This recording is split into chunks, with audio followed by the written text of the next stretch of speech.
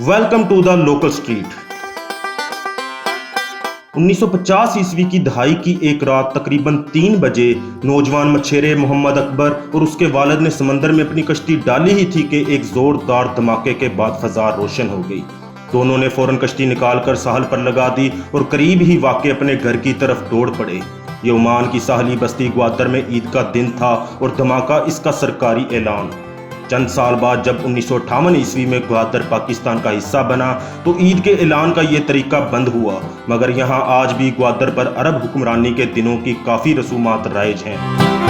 जी हाँ, ग्वादर पोर्ट 1958 ईस्वी से कबल ओमान का हिस्सा हुआ करता था और आज की इस वीडियो में आप देखेंगे कि ग्वादर पोर्ट 200 साल तक ओमान की मलकियत रहने के बाद कैसे पाकिस्तान का हिस्सा बना और आने वाले वक्त में ये पाकिस्तान की मईशत के लिए कितनी अहमियत रखता है। मगर इससे पहले अगर आप इस चैनल पर नए आए हैं तो पहले इस चैनल को सब्सक्राइब कर लें और बेल आइकन पर क्लिक कर लें ताकि आप तक हमारी मजीद वीडियोस बर वक्त पहुंच सकें। ग्वादर पाकिस्तान के इंतहाई जनूब मगरिब में और दुनिया के सबसे बड़े बहरी तजारती रास्ते पर वाक़े सूबा बलोचिस्तान का शहर, जो अपने शानदार महल वकू और ज़ेर तामीर जदीद तरीन बंदरगाह के बायस आलमी सतह पर मारूफ है। इसका नाम ग्वादर असल में बलोची ज़ुबान के दो अल्फाज गुआत और दर से बना है। गुआत यानी खुली हवा और दर का मतलब दरवाज़ा है, यानी हवा का दरवाज़ा, जो अब गुआत दर से बिगड़कर ग्वादर बन गया है। 60 किलोमीटर तवील साहली पट्टी वाले शहर ग्वादर में 21वीं सदी की ज़रूरतों से आरास्ता जदीद बंदरगाह की तकमील का वक्त जूं जूं करीब आ रहा है, इसकी अहमियत रोज़ बरोज़ बढ़ती जा रही है। आने वाले वक्त में ना सिर्फ पाकिस्तान बल्कि चीन, अफ़गानिस्तान और वस्त एशिया के ममालिक की बहरी तजारती का ज़्यादातर दारोमदार इसी बंदरगाह पर होगा।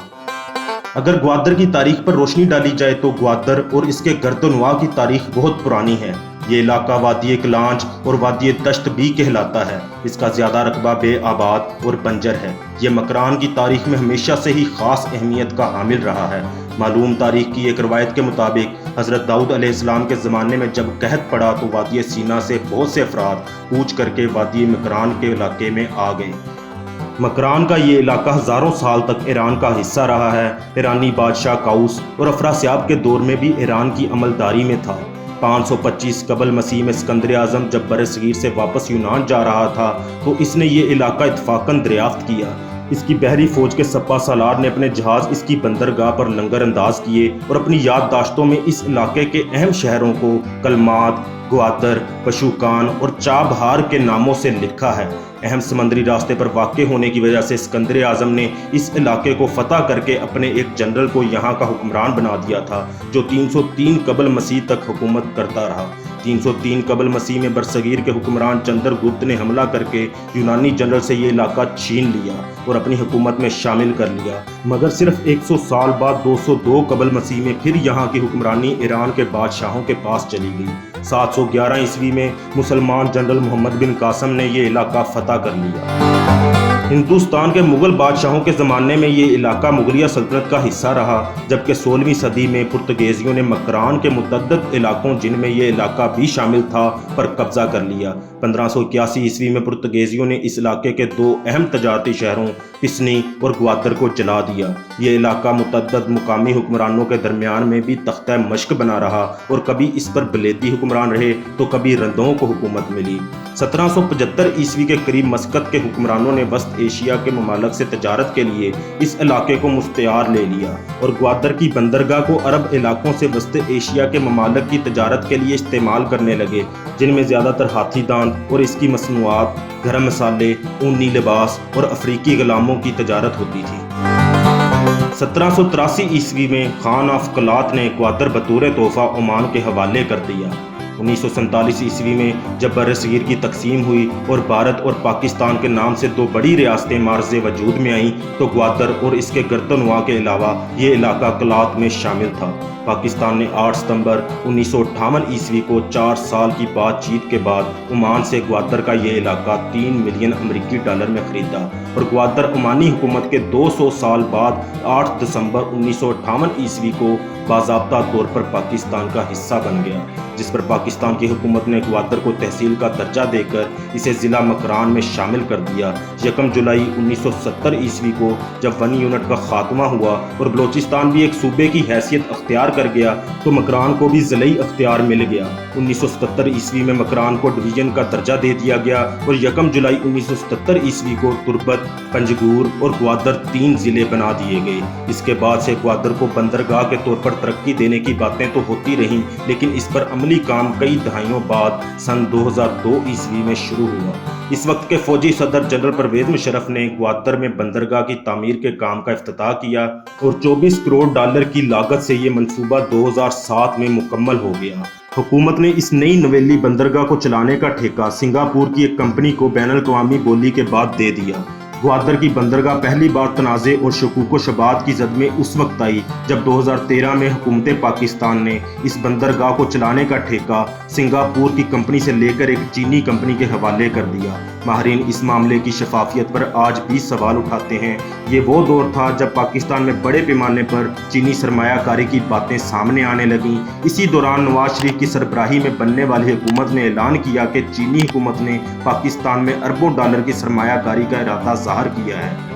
इस मंसूबे को चीन पाकिस्तान इक़्तिसादी राहदारी का नाम दिया गया, जो बुनियादी तौर पर खंजराब के रास्ते चीन को ग्वादर की बंदरगाह से मिलाने का मंसूबा है। इस मुआहदे पर 2015 में दस्तखत हुए और इस वक्त मालूम हुआ कि इस मंसूबे में सड़कें, रेलवे लाइन, बिजली के मंसूबों के अलावा मुतअद्दिद तरक्याती मंसूबे भी शामिल हैं।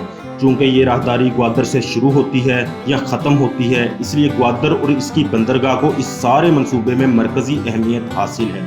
फील्ड मार्शल अयूब खान के दौर में ही ग्वादर में जदीद बंदरगाह बनाने का मंसूबा बन गया था, मगर फंड की कमी और दीगर मुल्की और बैनुल-अक़वामी मामलात और सियासी मसलियतों की वजह से इसकी तामीर का काम शुरू ना हो सका। मगर जब अमेरिका ने तालिबान हुकूमत के खात्मे के लिए अफ़गानिस्तान पर हमला किया तो इसके बाद अभी 4 माह भी नहीं गुजरे थे कि पाकिस्तान और चीन ने मिलकर ग्वादर में 21वीं सदी की ज़रूरतों के मुताबिक बंदरगाह बनानी शुरू कर दी। चीनियों के इस शहर में दाखिले के साथ ही शहर की अहमियत यकदम कई गुना बढ़ गई और मुस्तक़बिल का बैनुल-अक़वामी शहर और फ्री टैक्स जोन का ऐलान होते ही मुल्क भर के सरमायादार और दौलतमंद खरबों रुपए लेकर इस शहर में पहुंच गए और ज़मीनों को ख़रीदने के लिए मुकामी शहरियों को इनके मुंह मांगे रुपए देने शुरू कर दिए, जिसकी वजह से 200 रुपये किराया की दुकान 30,000 रुपये तक हो गई और 30,000 रुपये फ़ी एकड़ ज़मीन की कीमत 2 से 3 करोड़ रुपए तक पहुंच गई। चुनांचे ग्वादर का आम शहरी जो चंद एकड़ का मालिक था, देखते ही देखते करोड़पति और अरबपति बन गया।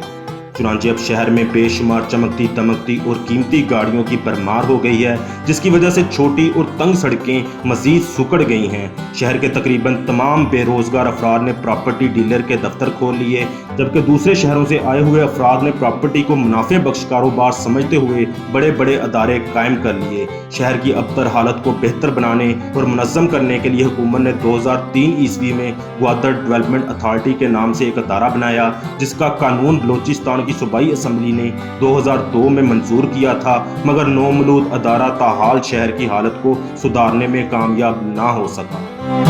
ये बंदरगाह खलीज फारस, बहरा अरब, बहरे हिंद, खलीज बंगाल और इसी समंदरी पट्टी में वाक़ तमाम बंदरगाहों से ज़्यादा गहरी बंदरगाह होगी और इसमें बड़े बड़े कार्गो बहरी जहाज़ बाआसानी लंगर अंदाज हो सकेंगे, जिनमें 2.5 लाख टन वजनी जहाज़ तक भी शामिल हैं। इस बंदरगाह के ज़रिए न सिर्फ पाकिस्तान बल्कि अफ़गानिस्तान, चीन और वस्त एशिया की तमाम रियासतों की तजारत हो सकेगी।